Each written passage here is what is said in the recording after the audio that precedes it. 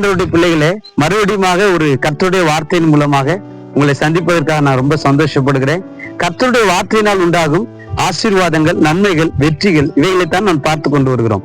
இன்றைக்கும் கர்த்தருடைய வார்த்தையினால் நமக்கு இருக்கிற ஒரு ஜெயத்தை குறித்து நான் உங்களோடு கூட பேசலாம் என்று நினைக்கிறேன். பாருங்க, கர்த்தருடைய வார்த்தையினால் நாம் பிசாசை ஜெயிக்க முடியும். இன்னைக்கு அநேகருடைய பயம், ஒருவேளை நீங்க கூட பயந்துகிட்டு இருக்கலாம், பிசாசை கண்டு பயந்து கொண்டு இருக்கலாம். பிசாசின் கிரியைகளாய மாந்திரிகங்கள், பில்லி சூனியங்கள், செய்வினை, ஏவல், குறி சொல்லுதல், இப்படிப்பட்ட பிசாசின் காரியங்களை குறித்து இன்னைக்கு அநேகர் பயந்து கொண்டிருக்கிறாங்க. பயப்படுகிறது மாத்திரமல்ல, பிசாசினால ஆட்கொள்ளப்பட்டு பலவிதமான பாதிப்புக்குள்ளாகிறத நாங்களும் பார்த்திருக்கிறோம், நீங்களும் கூட பார்த்திருப்பீங்க. இந்த பிசாசை எப்படித்தான் ஜெயிப்பது என்கிற கேள்வி உங்களுக்குள்ள இருக்கலாம். பிசாசை நாம் எப்படி ஜெயிக்கலாம்? கர்த்தருடைய வார்த்தையினால ஜெயிக்கலாம். ஆண்டவருடைய வார்த்தை சொல்கிறது, 1 யோவான் 3:8 பிசாசின் கிரியைகளை அழிக்கும்படிக்கு தேவகுமாரனாகிய நம்முடைய இயேசு இந்த பூமிக்கு வந்தார் என்று பார்க்கிறோம். கர்த்தராகிய இயேசு எதற்காக இந்த பூமிக்கு வந்தாரா? வார்த்தையாகிய இயேசு எதற்கு வந்தாரா?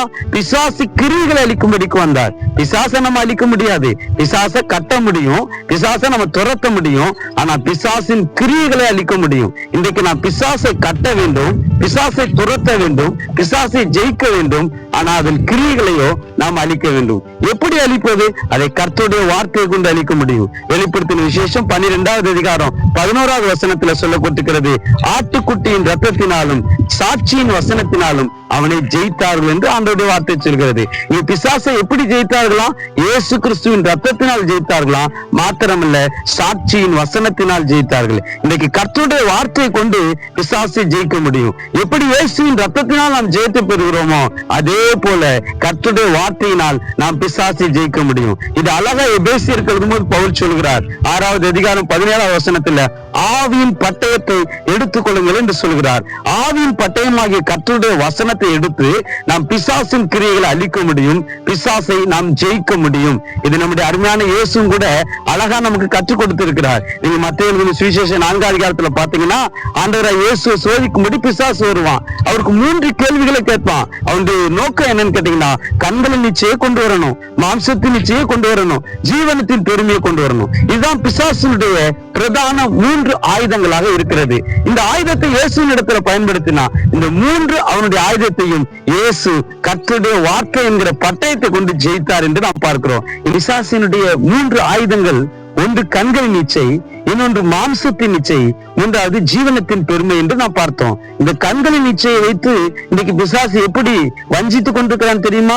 குறிப்பா வாலிபர்களை, வாலிப பிள்ளைகளை வஞ்சிக்கிறான். செல்போன் மூலமா வஞ்சிக்கிறான். வாலிபர்கள் மட்டுமா, வயசானவங்க கூட அதுல விழுந்து போய் கிடக்காங்க. இந்த செல்போன் அடிமைத்தனத்துக்கு தப்பினவர்கள் மிக சிலரே. அருமையான வாலிப தம்பி, வாலிப தங்கச்சி, ஏன் மூத்த கர்த்தருடைய விசுவாசியே, நீங்க கூட செல்போன்கிற அடிமைத்தனத்துல கிடக்கலாம். அதுதான் சத்துரு இன்றைக்கு பயன்படுத்துகிற பிரதான கண்களின் இச்சை. அது மாத்திரமா, மாம்சத்தின் நிச்சயம் கூட பயன்படுத்துகிறான். இன்னைக்கு எந்த காலத்திலும் இல்லாத அளவுக்கு விபச்சாரங்களும், வேசித்தனங்களும், அசுத்தமான பாவங்களும் இன்னைக்கு பெருகி இருக்கிறதை பார்க்கிறோம். இந்த மாம்சத்தின் நிச்சயம் ஜெயிக்கணுமா? இன்னைக்கு மனிதர்கள் பல விதத்துல பெருமை கொண்டிருக்கிறாங்க.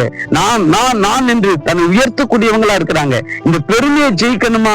இதையெல்லாம் இயேசு எப்படி ஜெயித்தார்? கர்த்தருடைய வார்த்தையை கொண்டு ஜெயித்தார். அதே போல நாம என்ன செய்யலாம்? கர்த்தருடைய வார்த்தையாகிய ஆவியின் பட்டயத்தை நம்ம கையில எடுக்கணும். அந்த வார்த்தையை கொண்டு ஜெயிக்கணும். கர்த்தருடைய வார்த்தை புத்தகத்தில் எழுதி இருக்கிறதுனால ஒரு ஆசீர்வாதமும் நமக்கு கிடைக்க போவதில்லை. பைபிளில் இருப்பதனால் நாம் ஆசீர்வதிக்கப்பட முடியாது. அதை வாசிக்க வேண்டும், அதை மனனம் செய்ய வேண்டும், அதை நம்முடைய வாழ்க்கையில நமக்கானதா உரிமை பாராட்ட வேண்டும்.